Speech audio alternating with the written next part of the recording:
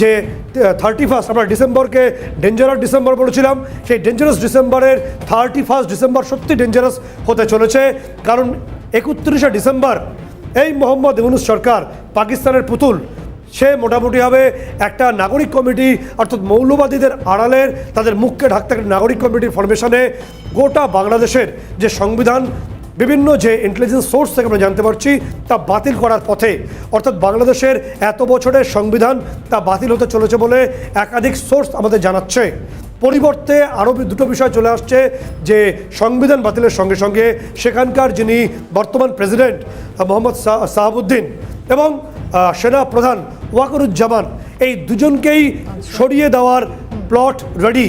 বাংলাদেশে 31 ডিসেম্বর বেলা 3টের সময় যে বিশাল জমায়েত করা হয়েছে, যেখানে বিভিন্ন মাদ্রাসা থেকে ছাত্রদের জড়ো করা হবে সমর্থন করানোর জন্য, যেখানে ইন্টারন্যাশনাল মিডিয়াকে আটকে দেওয়া হবে যে প্রবেশ করতে না পারে, সেখানে এই সিদ্ধান্ত নেওয়া হবে সংবিধান বাতিল করা হবে, একই সঙ্গে ওয়াকারুজ্জামানেরকে সরিয়ে দেওয়া হবে এবং শাহাবুদ্দিনকে সরানো হবে। বাংলাদেশের নাম পরিবর্তন হতে চলেছে, বাংলাদেশের নাম ইসলামিক রিপাবলিক অথবা ইসলামিক খিলাফত বাংলাদেশ নাম হতে চলেছে। ধর্মনিরপেক্ষ বাংলাদেশের অস্তিত্ব সংকটে পড়বে এবং সেখানে ইসলামিক খেলাফত বাংলাদেশের নাম চলে আসছে।